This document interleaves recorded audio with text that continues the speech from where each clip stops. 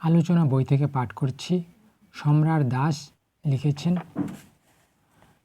নাটমণ্ডপে পূজ্যপাদ আচার্যদেবের পার্শ্বস্থ সেবকের মাধ্যমে এক ভক্ত তার ছেলেকে নিয়ে এসে নিবেদন করলেন।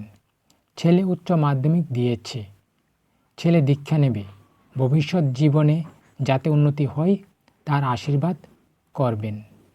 তিনি মন দিয়ে শুনে পূর্বের আলোচনা সূত্র ধরেই ছেলেটির দিকে তাকিয়ে বললেন, আমি যা দেখি তার সংঘাত চেতনায় সাড়া দিচ্ছে, আর যা জাগ্রত হচ্ছে তাই মন।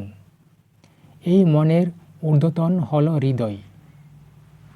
চেতনা মন, তারপর হল হৃদয়।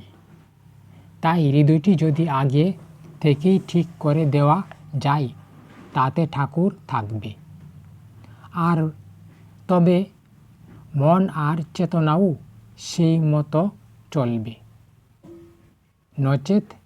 নচেত পাথরটা নদীতে 1000 বছর ধরে পড়েই আছে, ভেঙে গেল, নুড়িতে পরিণত হলো, তেমন পাথর হয়ে লাভ কি?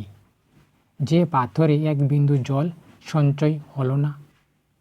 দীক্ষা নিয়ে মন্ত্র উচ্চারণ করছি, ইষ্টভীতি সে তো আমার জন্য করছি, গুরুর জন্য কি করতে পারি?